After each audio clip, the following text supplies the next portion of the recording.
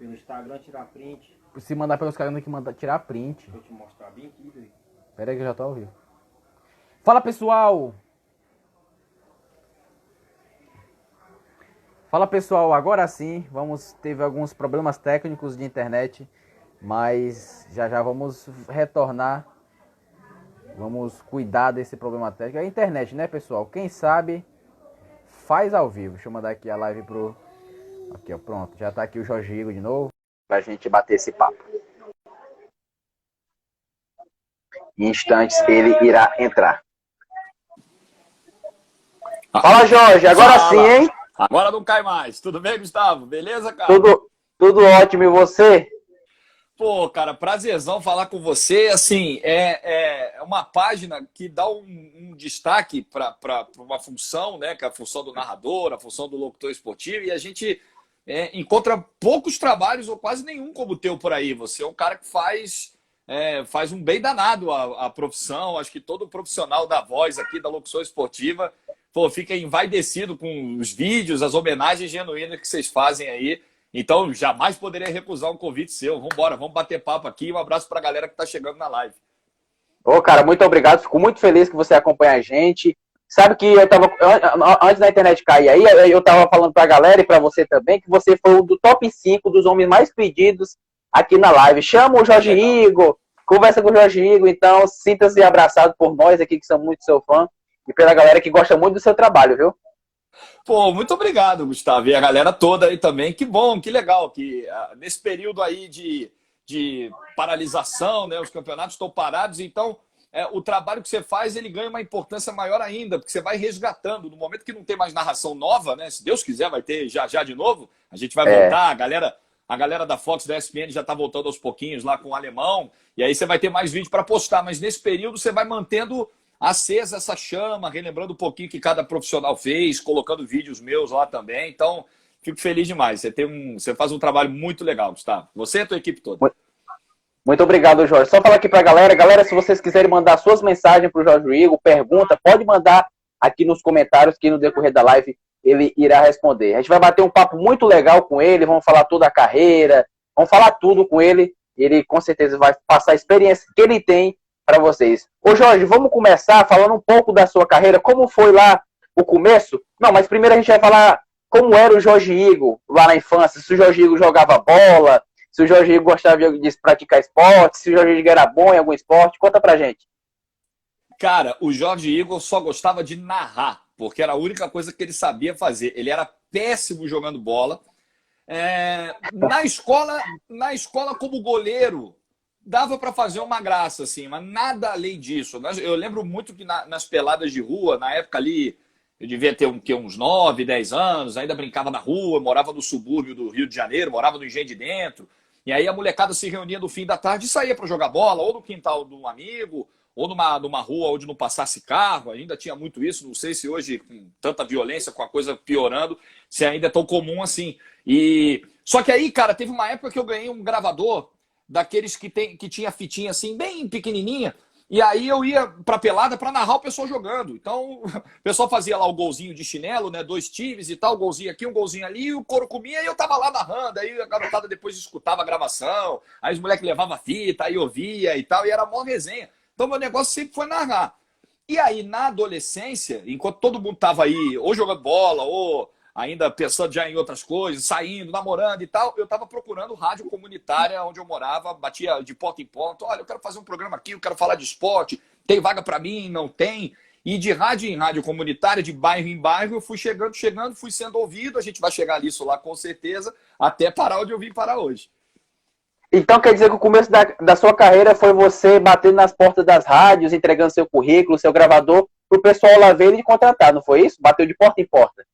Com a cara e a coragem, mas assim, eram rádios de bairro que não remuneravam, não pagavam salário, não pagava nada. Elas só, no meu caso, assim, o pessoal que fazia programa nessas rádios, esse pessoal tinha que ir no comércio local buscar patrocinador, né, para poder tirar uma grana daquilo ali que estavam fazendo, porque as rádios não remuneravam ninguém. Eram rádios pequenas, estruturas pequenininhas e tal. Eu, com 14, 15, 16 anos, dificilmente ia chegar no comércio e ia ser aceito por alguém, ia passar alguma credibilidade. Mas mesmo sem ter anunciantes, patrocinadores, eu conseguia espaços nessas rádios. O pessoal lá gostava de alguma maneira do que eu fazia. Eu inventei nas rádios comunitárias lá transmissão de jogo. Assim, rádio comunitária nunca tinha estrutura para transmitir futebol. E eu ia lá com a televisãozinha e convencia os caras, não, gente, é possível. Não, mas como é que a gente... Aí o cara perguntava, como é que a gente vai fazer um jogo no Maracanã, em São Januário? Tem que colocar link, tem que não sei o quê. Eu falei, olha, isso aí acho que não dá para fazer, mas a gente pode fazer um jogo pela televisão. O jogo que passar na TV aberta, eu venho para cá e narro, né? O famoso tubo. E aí eu convenci os caras, rapaz, pode ser, vamos deixar esse moleque fazer. E aí eu ia fazendo. E aí, numa dessas rádios de bairro, né, no bairro da Abolição, na zona norte do Rio, eu estava fazendo um jogo num domingo, um desses jogos aí de Brasileirão e tal, e eu fui ouvido por duas pessoas. O João Cardoso, que era um técnico de externa, e o Paulo César Rabelo, que é narrador. Eles dois moram na região onde era essa rádio e me ouviram narrando. Eles eram na época da Rádio Grande Rio, AM. E aí, no dia seguinte, eles me ouviram. No domingo, numa segunda-feira, eles ligaram. Eles não tinham meu número, meu contato. Não existia esse negócio de WhatsApp, procurar no Facebook. Não tinha nada disso. O que ele fez? Ele ficou ouvindo a rádio, escutou o locutor falar o telefone da rádio, anotou o número e ligou para mim no dia seguinte, quando eu estava no ar.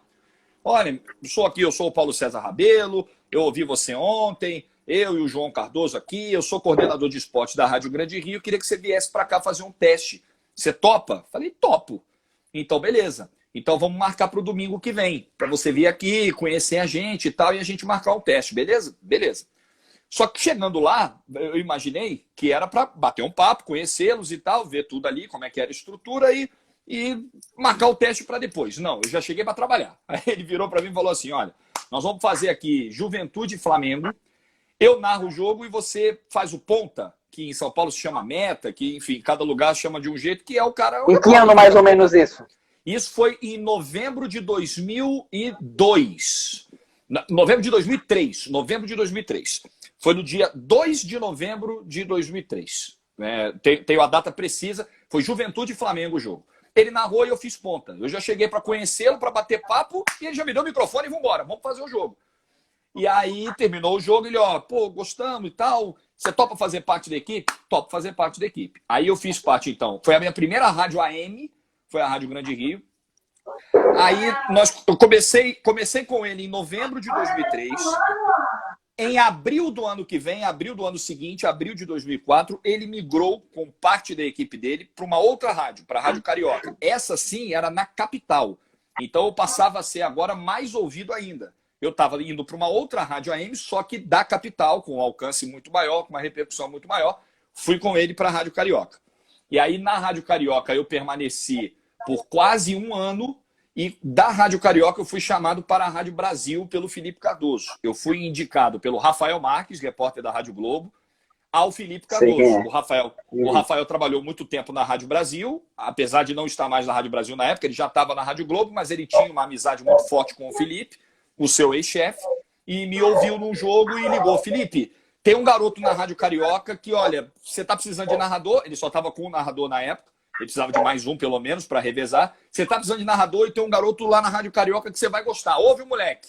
Aí o Felipe me ouviu, conseguiu o meu número, me ligou, fui para a Rádio Brasil. Aí na Rádio Brasil eu fiquei de 2005 a 2007, quando o pessoal do Esporte Interativo estava montando a equipe para iniciar o canal em 2007. Não tinha nada, né? O Esporte Interativo não tinha nada, não tinha narrador, não tinha comentarista, não tinha apresentador, não tinha nada. Estava começando uma TV do zero, não tinha estúdio, não tinha sede, não tinha nada. Foi atrás de tudo. E correram atrás de narradores. E aí o pessoal começou, todos eles eram do Rio de Janeiro, né? Os diretores, os primeiros sócios, os fundadores e tal.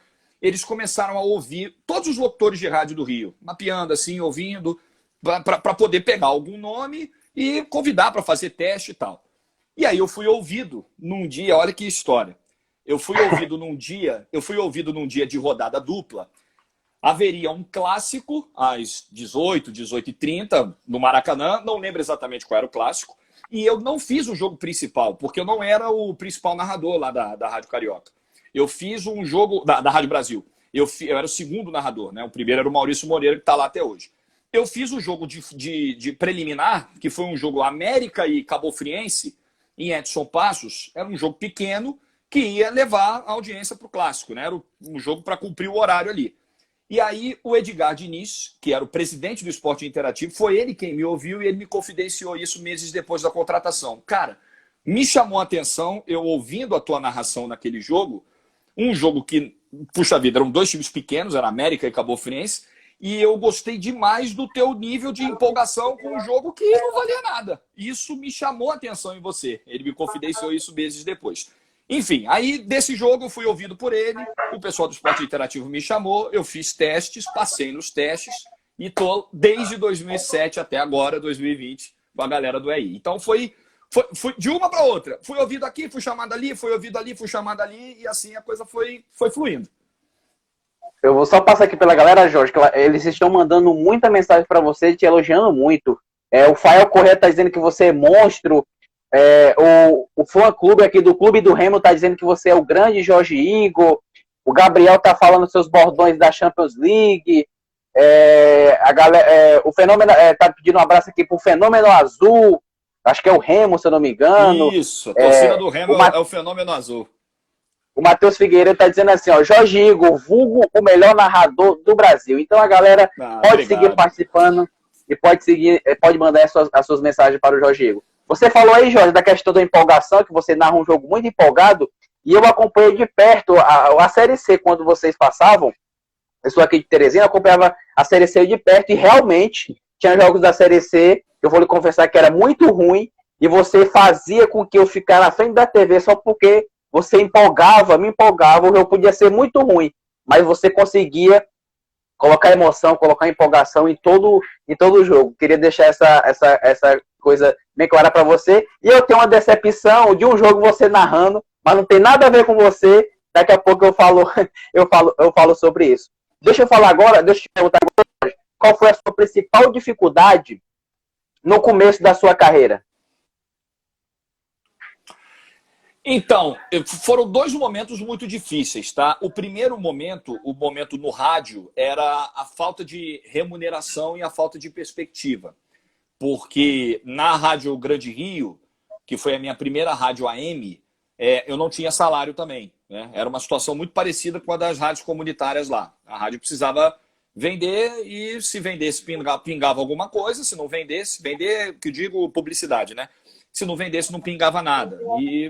E aí, quando a equipe migrou para a Rádio Carioca, eu imaginei que a situação fosse mudar por ser uma rádio da capital, né, com alcance maior, e isso também não mudou. Então, por incrível que possa parecer, mas é verdade, as minhas duas primeiras experiências em rádios AM, elas não me renderam nenhum centavo. Mas elas me renderam experiência, bagagem, aprendizado, network, eu conheci muita gente, e ela me deu visibilidade. Nessas duas experiências, elas foram grandes vitrines para mim. Eu passei a ser ouvido e meu trabalho, de alguma maneira, chamou a atenção. Mas qual é a dificuldade nisso tudo, quando você está nesse cenário? Se falta grana, vai chegar um momento que você não vai conseguir mais se sustentar. Eu estava virando adulto, eu estava no final da adolescência para a fase adulta, eu precisava de grana, eu fui pai muito cedo, então eu cheguei num momento ali, numa encruzilhada, foi questão de semanas, assim. Se não pinta o convite da Rádio Brasil no final de 2004, em outubro de 2004, fatalmente em 2005 eu estaria fazendo outra coisa, porque obrigatoriamente eu teria que migrar para outra área, porque meu filho ia nascer e rádio não estava me rendendo grana. E aí você, em momentos assim, nem sempre você ouve palavras de incentivo, né? Você ouve mais, puxa, você está trabalhando de graça? Puta, você tá sendo escravizado, isso aí não vai levar a lugar nenhum. Pô, você tem que fazer outra coisa, eu nunca vi, nem relógio trabalha de graça. Então essa foi uma dificuldade grande, assim, filtrar a energia negativa que vinha e acreditar que aquilo podia me dar algum fruto, porque de fato eu mirava que em algum momento aquele trabalho gratuito ia se converter em um convite, alguma coisa maior, e foi o que aconteceu quando eu fui chamado para a Rádio Brasil em 2004. Aí sim, foi o meu primeiro emprego de carteira assinada, eu passei a receber pelo que eu fazia, e aí eu consegui driblar essa dificuldade. E a segunda dificuldade foi a virada de rádio para televisão. Porque eu era um narrador de rádio, eu cresci narrando em rádio comunitária, em rádio AM, eu nunca tinha narrado um jogo em televisão. E eu não sabia das diferenças, e são muitas, de linguagem, de ritmo, né, de técnicas, Então, a gente no rádio, por exemplo, só para dar um exemplo, a gente tem aquela preocupação constante de não ter silêncio, o rádio não pode ter silêncio. O silêncio no rádio equivale à tela preta na TV, né? O black na TV, não pode. E você, o narrador de rádio, ele situa exatamente onde está a bola. Lá vai o fulano pela lateral direita, lá vai o fulano pela meia esquerda. E um dos primeiros toques que eu recebi na TV do Arnaldo Mechas, um cara cérebro em TV, Jorge, você não precisa dizer que o cara está com a bola na direita porque a imagem está mostrando. Diferentemente do rádio, o cara que está te ouvindo, ele tem a imagem. Então você não precisa detalhar o que a imagem já está mostrando. E foi um toque importante. Fora o ritmo, que no rádio a gente chega muito acelerado, e que na TV a gente vai ali num bate-papo e tal. E eu tive duas figuras, o Arnaldo Mechas, que eu citei, e o André Henning, que foram fundamentais. Eles pegaram um cara que não sabia nada de televisão e transformaram num narrador de TV. Eu devo muito aos dois, sou muito grato aos dois. E eu recentemente vi você várias vezes narrando o estilo rádio, porque o Esporte Interativo faz a transmissão estilo rádio no canal no YouTube. E eu acompanhei demais você narrando estilo rádio. E bacana, você é muito bom no rádio também, narrando rádio, e na TV também. Agora conta aí como foi o começo no Esporte Interativo, porque você está lá desde a criação do Esporte Interativo, você, André Henning, Vitor Sérgio Rodrigues. Conta pra gente como foi esse começo lá no Esporte Interativo, um trabalho assim, um projeto assim meio louco, meio ambicioso, que com certeza deu muito certo. É verdade, assim, do elenco, né, do nosso casting de narradores, comentaristas, repórteres, apresentadores, só os três que você citou aí estão desde o primeiro dia, o André, o Vitor e eu. Muita gente boa, infelizmente, passou e nos deixou, e muita gente boa também veio no meio do caminho, se juntando e está com a gente até hoje. 2007 foi quando a gente entrou no ar, em janeiro, e o Esporte Interativo ele foi literalmente feito assim do zero, porque não tinha nada. Eu fui chamado numa quinta-feira para uma reunião na sede onde seria o Esporte Interativo. Era uma produtora na zona sul do Rio de Janeiro, no bairro de Botafogo. E aí o que me disseram é o seguinte: vai ser uma reunião geral com toda a equipe que já está, né, contratada, que vai participar dos testes e tal, e com toda a diretoria, lá na sede. Então, quando eu fui para a sede, eu pensei, poxa, a sede já deve estar tudo montado, né? Que legal, vou conhecer um canal de TV. Eu nunca entrei num canal de TV, assim, vou ver como é que é, deve estar tudo pronto e tal. Não tinha nada. Eu cheguei e tinham mesas, cadeiras, parecia aquelas carteiras escolares, assim, na sala de aula, e um monte de caixa. E um monte de caixa lacrada, mas nada, não tinha nada pronto. E aí a gente começou a ouvir os diretores, e o André Henning também foi um dos palestrantes. Não, a gente vai fazer o primeiro canal aberto de esporte do Brasil, na Parabólica, a gente vai revolucionar, a gente conta com vocês e tal, não sei o quê. Aí, quando é que a gente entra no ar? A gente entra no ar sem ser esse sábado ou outro, daqui a 10 dias. Falei, não é possível. Não é possível, que não tem nada, não tem nada, não tem um cabo de microfone desenrolado, não tem nada pronto, gente. Como é que vocês vão botar isso no ar daqui a 10 dias? E colocaram, velho.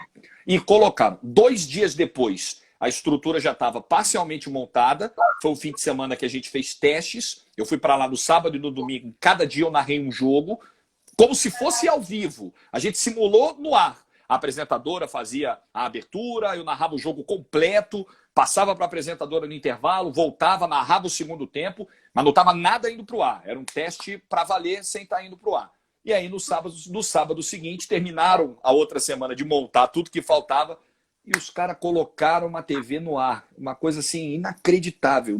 Ninguém, eu tenho certeza, todo mundo olhou aquilo ali e falou assim, será não é possível que vai dar certo? Será que vai? E deu, velho. E deu. Ô Jorge, eu lembro de você narrando muito campeonato inglês, que o Esporte Interativo tinha parceria com a Band, com a Rede TV também. Eu lembro você narrando o campeonato inglês, principalmente. Você lembra a primeira vez que você entrou no ar pelo Esporte Interativo? Se você lembra, conta pra gente como foi. Lembro. Esses jogos que você me viu narrando foram parcerias que o Esporte Interativo fez com esses canais abertos.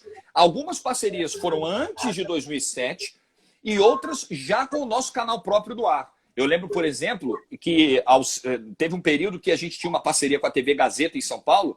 Todo sábado à tarde a gente fazia para a Gazeta um jogo do inglês e um jogo do italiano, mesmo com o nosso canal aberto no ar. Então, esse modelo de parceria foi algo que o Esporte Interativo fez por um bom tempo e eu participei disso também. O meu primeiro jogo no EI, no canal próprio, foi no dia da inauguração, no dia 20 de janeiro de 2007. Foram 3 jogos transmitidos naquele dia. 2 do Campeonato Inglês, o André Henning narrou o primeiro jogo, o Felipe Santos narrou o segundo, era um dos nossos narradores, hoje não está mais com a gente, e eu narrei o terceiro jogo do dia, foi um jogo do Campeonato Italiano, e foi um emocionante 0-0 entre Palermo e Redina. Comecei com o pé direito, né? Não gritei gol. Fui o único que não gritou gol no primeiro dia. Rapaz, que azar, hein, Jorge? Deixa eu passar aqui pela galera. O Sérgio Maurício está dizendo que é muito fã de você. Deixa eu... Obrigado, Sérgio. Voltou aqui. A galera tá falando muito o seu bordão, né, do jogo do Ajax contra o Tottenham. Já a gente vai falar, galera, sobre esse jogo, que com certeza foi um dos jogos mais loucos que o Jorge Igor narrou, entre tantos que ele fez, porque eu lembro que teve Guarani e ABC também, que foi sensacional. Ô, Jorge Igor, desde o começo você também já apresentava programas na rádio ou começou a apresentar no Esporte Interativo?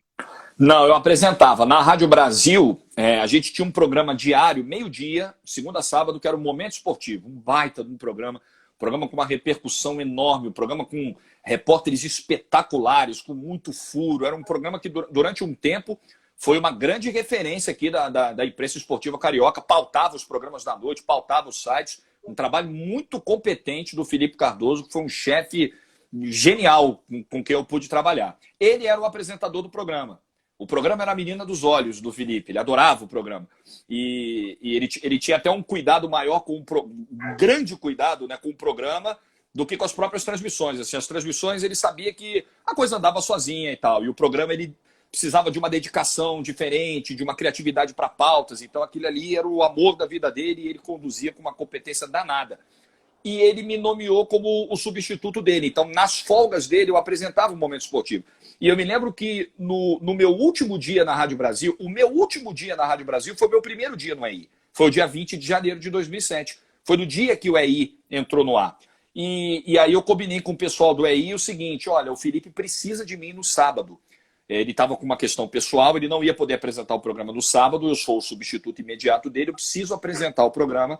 Então vocês me coloquem aqui no EI no último jogo do dia, porque o programa era meio-dia, né? Então eu preciso apresentar o programa lá e depois eu faço o jogo aqui às 5h30. Foi esse 0-0 lá do italiano, e assim foi feito.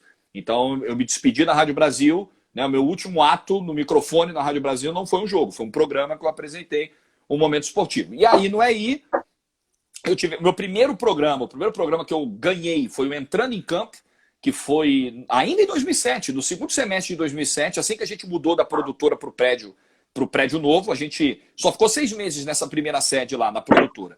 No meio do ano, a gente foi para um prédio onde a gente ficou até 2018, né, até o encerramento dos canais. E aí eu apresentei o Entrando em Campo, apresentei o Fim de Papo. Aí no EI eu também consegui, apresentei o Caderno de Esportes por um ano, na bancada, ao lado da Mariana Fontes. Apresentei o Jogando em Casa. Quase tudo que você possa imaginar lá, os caras deram um jeito de eu apresentar no EI. E apresentar programas, Jorge, é diferente porque a pressão é muito grande, porque o programa depende do apresentador, né? Ele que dita o ritmo do programa. Ele vai ditando o ritmo, ele vai levantando as bolas, ele tem que estar muito atento ao que os comentaristas estão falando, porque dali pode surgir um gancho para você introduzir um outro assunto. Ele tem que ter uma comunicação muito fácil, uma compreensão muito fácil da comunicação com a coordenação. A gente está o tempo todo com um ponto e o coordenador também te guiando, e você sabendo ali qual é o momento de esticar, de encurtar assuntos. E aí a gente, num determinado momento, passou a ter audiência em tempo real, que ao mesmo tempo que é uma maravilha, porque você vai tendo um termômetro ali imediato se aquilo está dando certo ou não, é um inferno também, né? Porque fica o coordenador na sua cabeça: a audiência está caindo, está subindo, vai para cá, vai para lá. Não é fácil, mas é gostoso. É gostoso, mas realmente é uma responsabilidade muito grande. Você está ali cuidando de 1000 coisas ao mesmo tempo. O pessoal acha que narrar é muito mais difícil do que qualquer outra função. Não, apresentar um programa também é coisa para poucos, não é fácil mesmo, não. Eu respeito demais os grandes apresentadores que a gente tem aí e vou aprendendo um pouquinho com cada um. Tem uma história que eu vou contar aqui, que eu falei pro Vitor Sérgio Rodrigues. O Vitor Sérgio Rodrigues é grande amigo seu, ele estava aqui na live esses dias, e eu perguntei para ele essa história, mas ele disse que era para me perguntar para você, que você consegue explicar melhor. Eu vou introduzir todo o assunto. Teve um dia que eu falo, deixar bem claro, galera, que aqui não tem nada a ver negócio de política, A ou B, não. É só um tema que eu vou introduzir. Teve um dia na eleição de 2018 que o presidente Bolsonaro estava com a Miriam Leitão lá naquele bate-papo, né, do candidato a presidente, e a Globo se sentiu ofendida, ou deu direito de resposta, né, porque o Bolsonaro falou coisas contra a emissora. Aí a Miriam Leitão, ela estava falando uma nota ao vivo com a pessoa falando no ponto dela. E ela falava muito devagar, às vezes ela errava a palavra, ela não conseguiu passar a nota que estava dando para ela no ponto ao vivo com tanta clareza. E o Vitor Sérgio Rodrigues, eu lembro bem que ele no Twitter ele comentou que você já fez isso várias vezes no ar e que você é craque em fazer isso. Como é que você consegue, Jorge? A pessoa tá no seu ouvido ao vivo, aqui falando para você, e você passa essa informação como se nada tivesse acontecido. O Vitor Sérgio disse que você fala uma Bíblia, se a pessoa gritar a Bíblia aqui no seu ouvido, você consegue falar ela completa. Ah, o Vitor é meu irmão, pô, o Vitor não vale. O Vitor é um grande amigo que a vida me deu, que o esporte interativo me deu. Mas assim, isso acontecia às vezes. E o que acontece? Por que ele diz isso? Porque os comentaristas, na maioria dos nossos programas, eles também ficavam com um ponto. Porque a gente entendeu que... o que acontecia muitas vezes, né? O coordenador, quando eu falo que a vida do apresentador às vezes é um inferno, o coordenador às vezes está desesperado no ouvido do apresentador, dizendo o seguinte: corta o assunto, passa para outro assunto, interrompe. E o apresentador fica naquela, puxa, mas ele está falando assim, eu não posso quebrar o raciocínio do cara, né? É até uma falta de elegância, de educação, assim. Então você fica naquela de atender a ordem do coordenador, mas de não ser deselegante com o comentarista. Porque o comentarista está lá falando e ele não sabe que o tempo tá, né? Ele não tem culpa, ele está desenvolvendo o raciocínio. E aí a gente entendeu, não, vamos colocar pontos dos comentaristas também. Porque aí a gente já passa a ordem direta. Quando a gente entender que o assunto tem que encerrar, a gente já fala do ouvido do comentarista. Beleza? Beleza. E aí, durante muito tempo, os comentaristas usaram ponto, e às vezes, quando dava um pau no TP é o nosso teleprompter, né? Onde vai passando lá, as letrinhas vão lá, a gente fica lá na frente da câmera, a gente vai lendo ali um texto comercial, um texto institucional, alguma coisa que você tenha que ler durante o programa. O TP está lá para isso. Às vezes o TP dá pau. E tem uma entrega comercial que precisa ser feita e que não pode cair de jeito nenhum.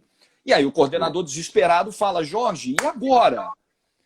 E agora? Estamos sem TP, eu preciso fazer isso aí quando voltar do break. Velho, canta o texto no meu ouvido. Mas como assim? Canta o texto no meu ouvido. Lê aí no ritmo normal. Vamos ensaiar. Isso no break. Aí o cara ia lá. Beleza, pode ir nesse tom. Tá muito rápido? Não. Só não pode parar. Porque se você parar a leitura, eu vou ficar como se estivesse esperando uma entidade surgir do céu para me dizer o que eu tenho que falar. Vai deixar de ser natural. Então não para a leitura, não interrompe. Do ritmo que você for lendo, eu vou. E os comentaristas ouviam isso. O Vitor Sérgio já deve ter ouvido algumas vezes isso acontecer. Por isso que ele disse isso para você. Mas acontece, assim. Acontece. A gente vai, de tanto acostumar a trabalhar com ponto, aí a gente vai aprender dessas manhas aí, viu? Mas é coisa de maluco, né? Não tenta entender que isso é muito louco. E você, logo de primeira, você conseguiu passar o texto naturalmente ou teve alguma dificuldade? Não, de boa. A dificuldade era quando, de repente, o camarada travava achando que estava indo rápido demais. Era o que eu te expliquei. Porque aí, se ele parar a leitura, eu vou ter que parar também e eu vou fazer uma pausa sem justificativa, né? Para o público, não vai ter lógica eu parar o texto no meio do caminho. Então, era sempre a minha preocupação com eles. Olha, não para.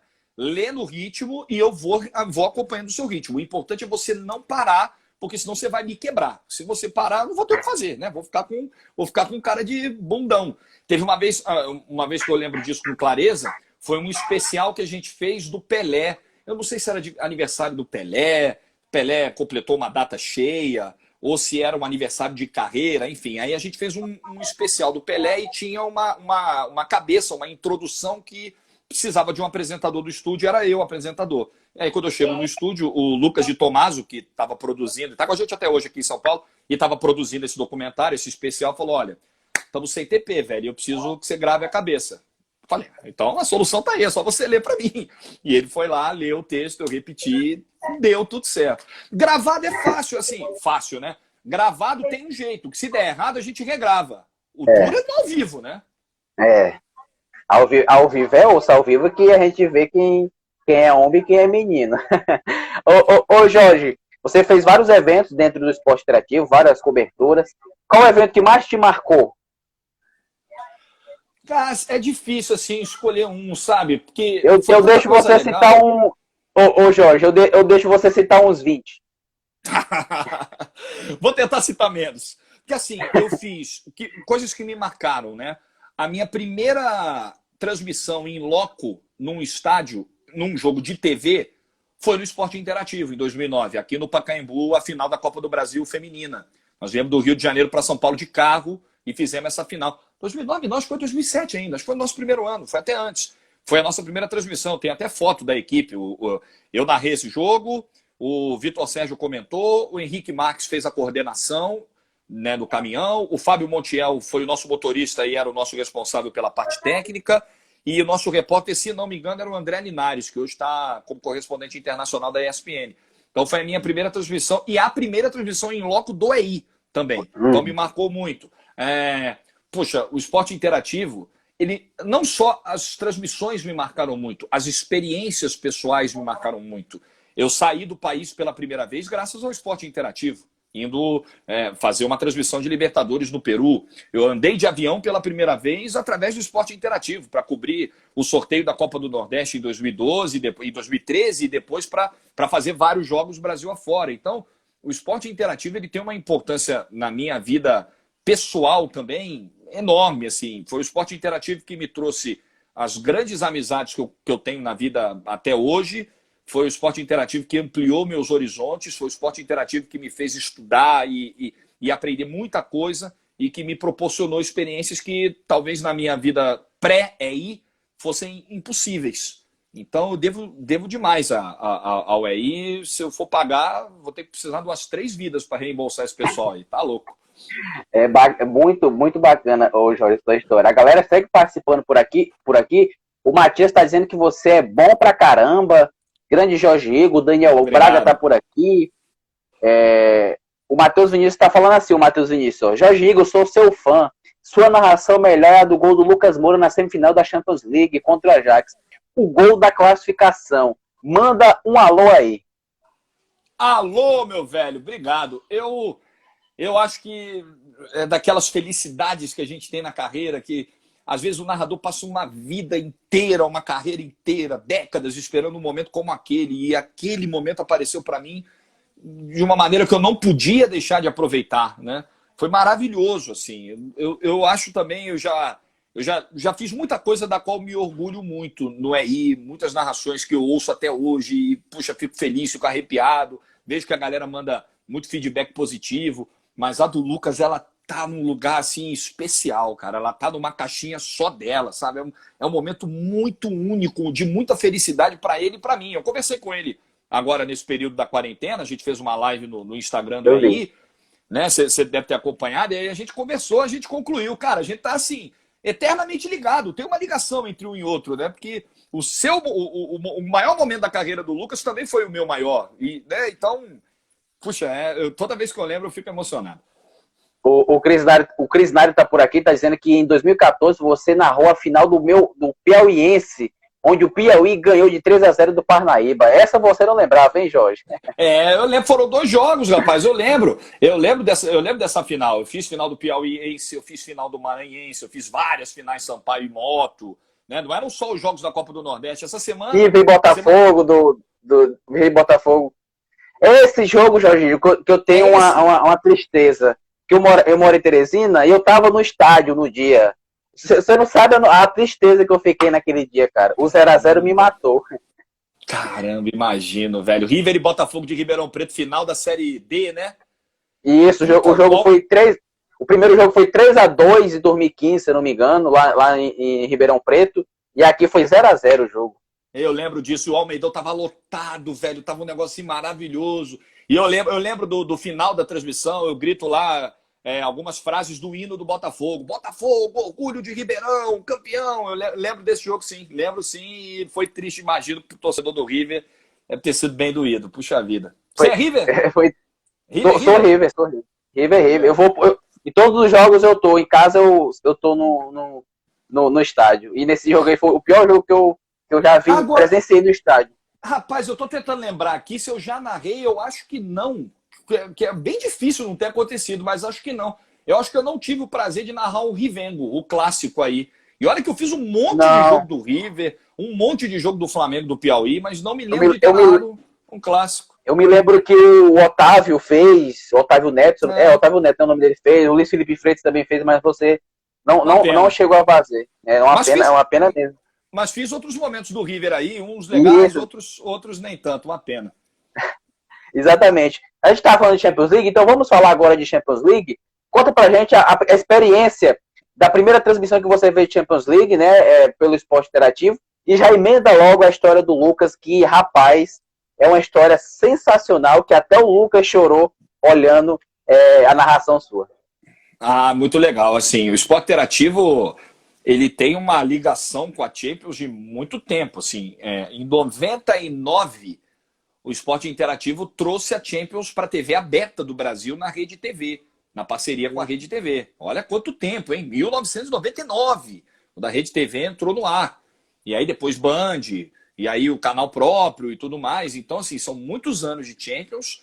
Eu tenho dificuldade para te precisar qual foi a primeira transmissão de Champions. Eu me lembro que em 2007, ainda no nosso início, na nossa primeira sede, eu estava em casa, cara, numa noite de folga, e aí o meu telefone tocou, meu celular tocou, o pessoal, olha, vem pra cá, você precisa gravar agora um jogo do Milan, da Champions, a gente acabou de fechar a Champions e você precisa vir agora, porque a gente tem que exibir esse negócio amanhã. E aí eu saí de casa para narrar, assim, acho que foi aquele Milan em Manchester, que o Kaká arrebenta, dá um show e tal, se eu não me engano foi esse o jogo. Então, assim, a Champions para nós era algo já muito presente. E desde que a gente passou a ter a exclusividade da TV fechada, todos os jogos e tal, a gente passou a mergulhar mais ainda. Eu acho que uma parceria, o trabalho que a ESPN fez durante um bom tempo, ele aumentou muito a nossa responsabilidade. Porque o trabalho que eles fizeram foi espetacular. Era uma ligação, já assim, o público ouvia a musiquinha da Champions e já automaticamente ligava a ESPN por todos os méritos deles mesmo, porque eles foram muito competentes, muito profissionais e cuidaram muito bem do produto. Então a gente tinha que cuidar, se eles cuidaram muito bem, a gente tinha que cuidar melhor ainda da Champions. Então todo mundo se sentiu a pressão boa, sabe? Aquela pressão legal. Olha, agora tá com a gente, então a gente tem que honrar, sabe?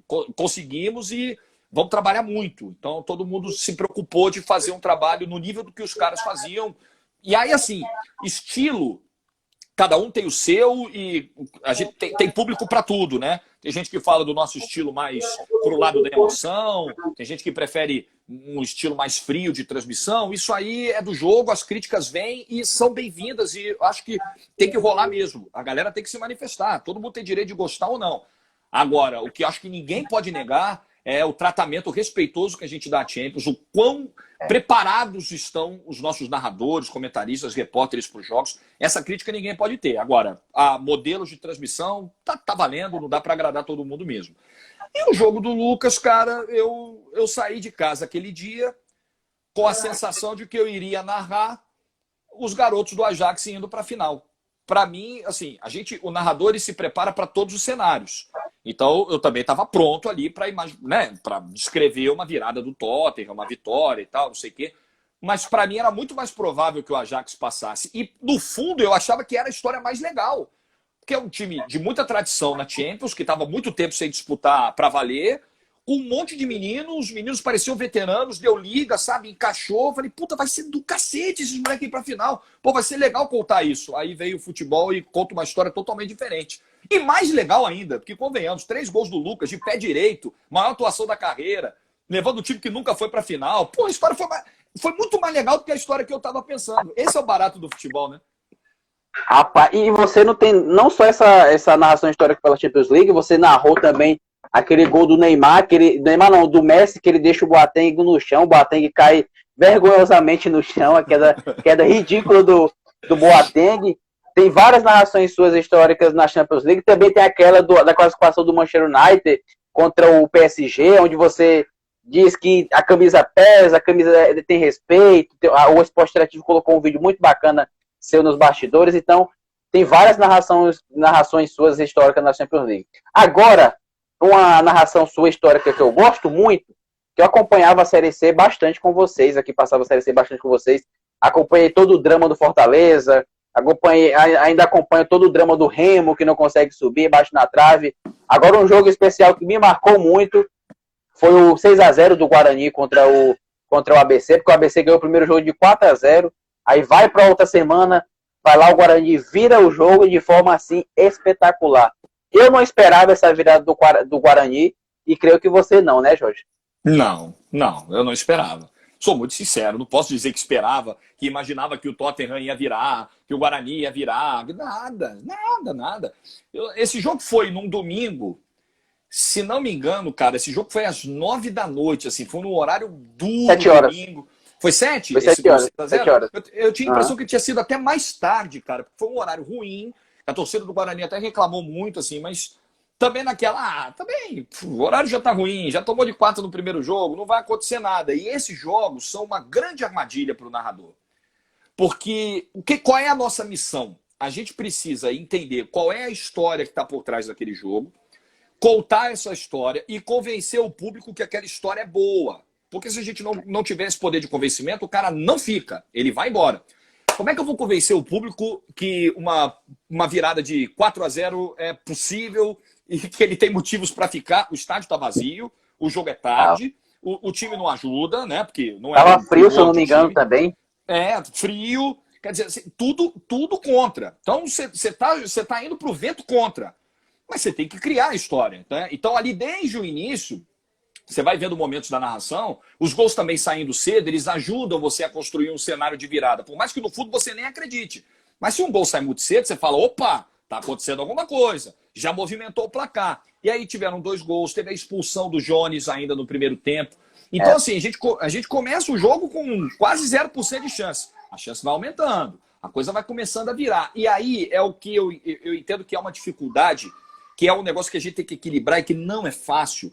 Porque, por exemplo, o que começa a acontecer no jogo? Saem 2 gols do Guarani, o ABC fica com 1 a menos, o Guarani começa a pressionar.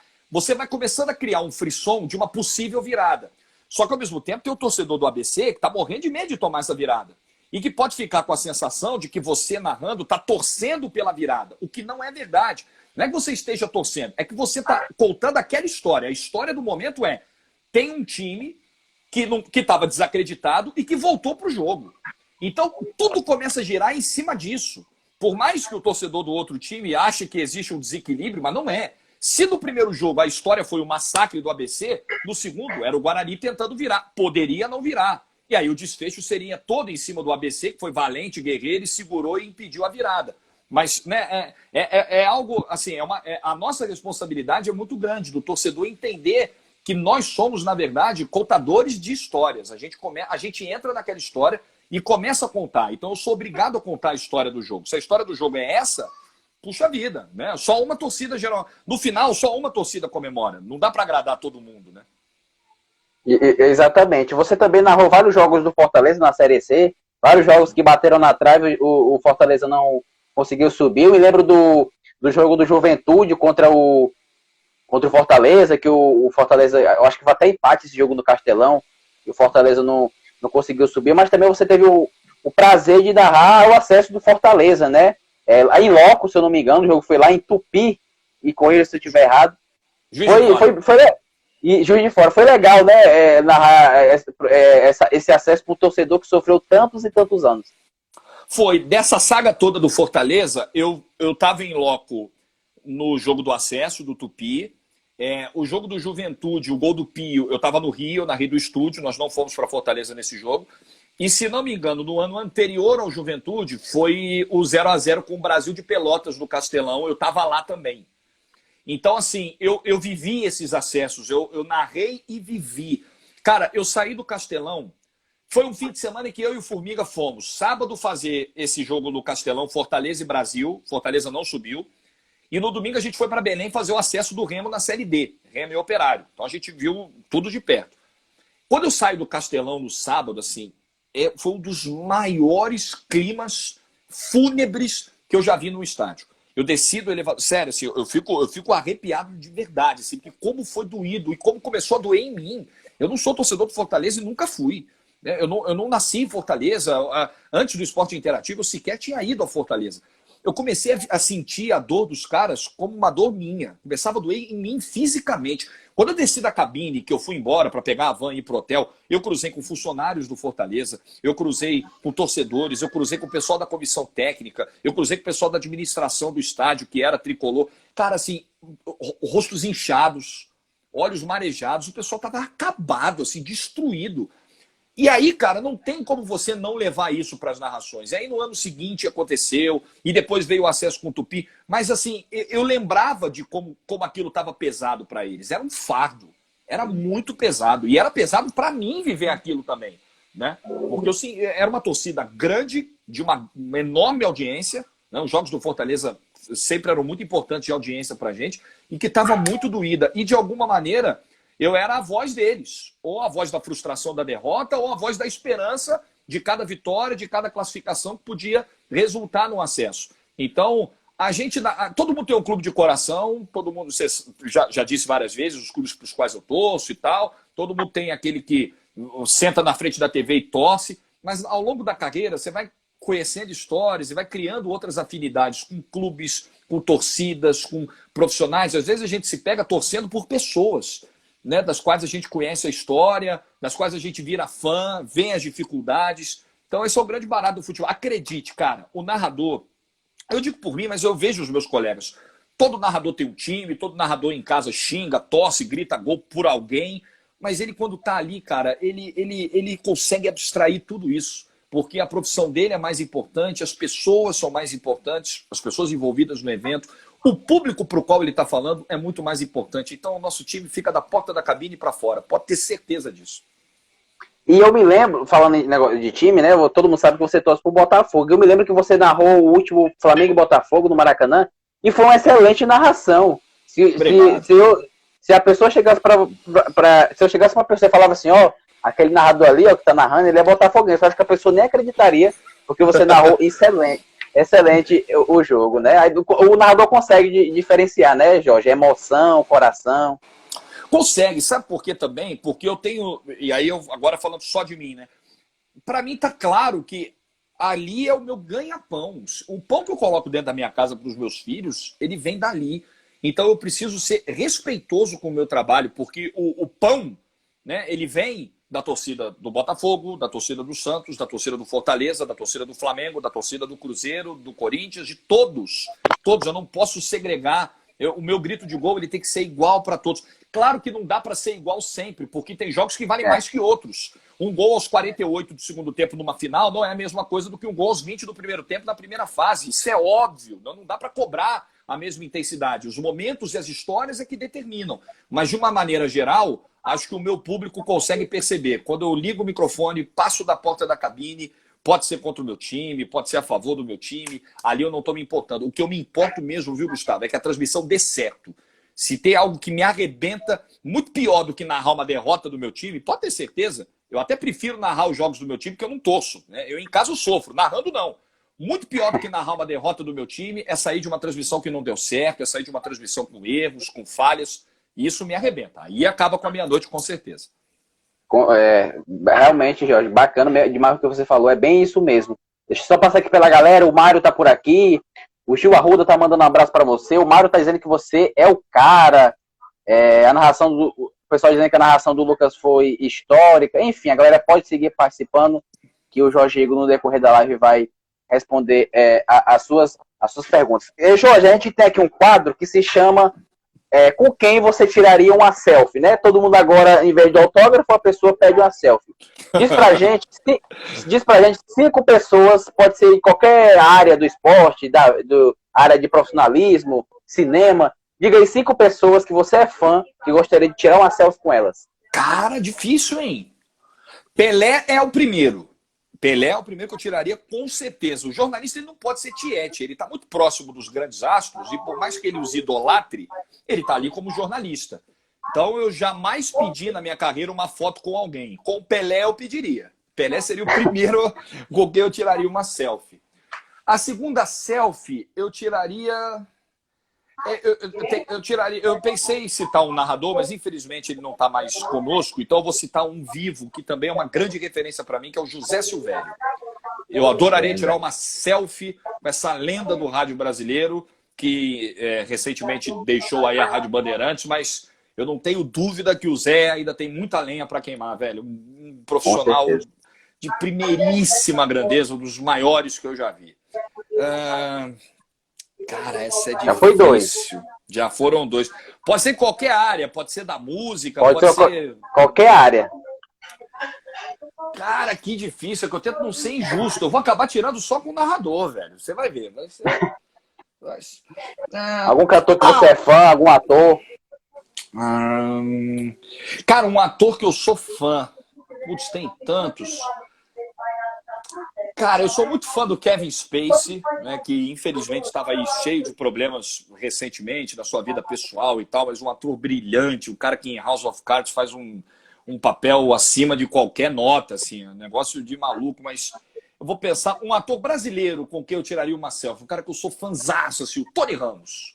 Tony Ramos, tiraria uma selfie com o Tony Ramos fácil, fãzaço, ator de primeiríssima grandeza. Na música... Vamos pro quarto. Vamos pro quarto, na música. Vou tentar achar um da música, tá? Tentar achar um da música brasileira, vai. Pô, eu gostaria de tirar uma selfie com o Roberto Carlos. Olha que tiração de onda que ia ser. Uma selfie com o Roberto Carlos. Roberto Carlos é um cara difícil, quase ninguém chega perto do Roberto Carlos, né? Ele é meio... E ele só aparece no Natal, né? Uma vez por ano você vê ele, né?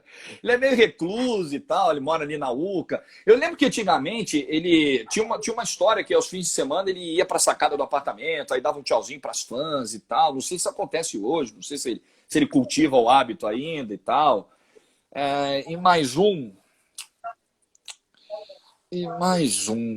Deixa eu pensar. Pô, vou escolher mais um atleta. Outro que eu gosto muito, esse talvez eu não resistisse e pedisse uma foto ao final de um bate-papo, de uma entrevista e tal. Cristiano Ronaldo. Eu sou muito fã do Cristiano Ronaldo, cara, muito fã dele.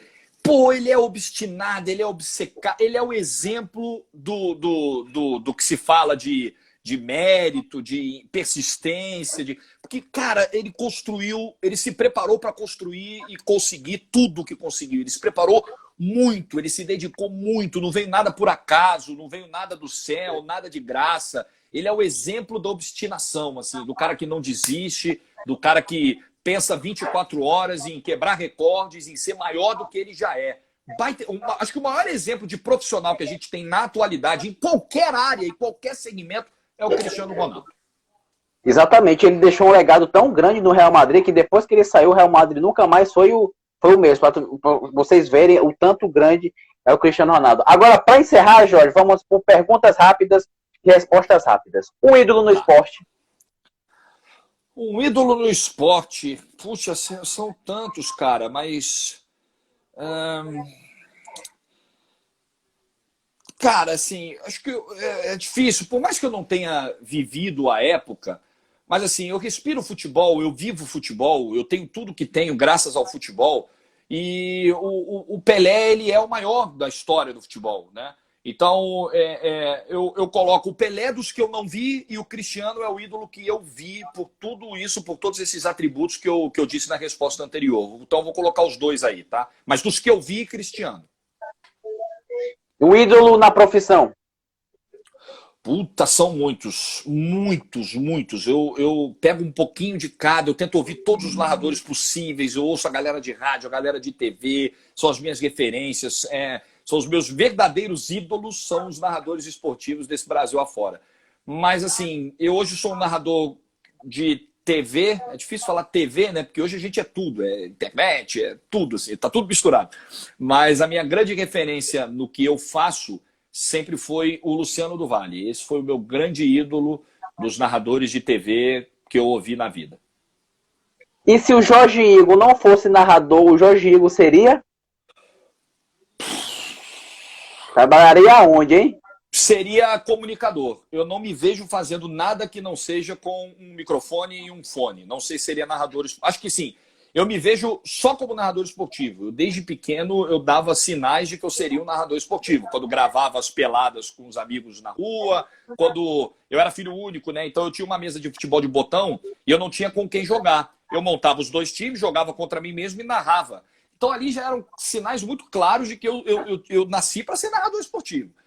Mas se não fosse, se por alguma circunstância isso não acontecesse, eu estaria fazendo rádio, fazendo comunicação de alguma maneira, que eu não me vejo fazendo nada, assim, em nenhuma outra área. Se o rádio acabar, se a comunicação acabar, eu tô frito, não sei o que eu vou fazer. Jorge, queria te agradecer, cara, mais uma vez por você estar aqui conosco, batendo esse papo. Muito obrigado. O papo foi muito legal. Eu fiquei muito feliz porque eu acompanho o seu trabalho desde desde 2009 para cá. Muito obrigado mesmo, sou muito seu fã e que você continue sempre sendo esse narrador maravilhoso que você é e que você alcance todos os seus objetivos dentro da profissão e na sua vida também, porque você é um cara muito bom narrador e creio também que você é muito boa pessoa, que eu já vi várias pessoas falando muito bem de você. Muito obrigado, viu, Jorge?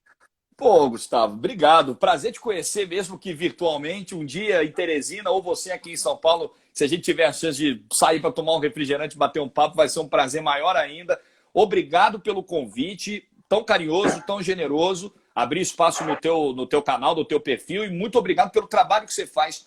Não agradeço apenas em meu nome, mas acho que posso ter a liberdade de agradecer em nome dos colegas. É muito importante para a gente esse reconhecimento. Um mercado que não é fácil, está cada vez mais difícil, com portas cada vez mais fechadas, mas o trabalho do locutor esportivo, que é um trabalho que é uma arte, que é um trabalho de muita dedicação, de muita preparação e de muita responsabilidade, que a gente está falando para milhões de pessoas, pessoas apaixonadas, pessoas que vivem o futebol, algumas como a coisa mais importante das suas vidas. Então, a nossa missão não é simples. E ter um canal como esse, que divulga o que a gente faz com tanto carinho, com tanto respeito, é motivo de muito orgulho para a gente. Obrigado, parabéns pelo bom trabalho, que a sua página siga bombando muito. Do que precisar, só chamar. Valeu, Jorge. Muito obrigado pelas palavras. Tamo junto e até a próxima, viu? Precisar, tamo aqui.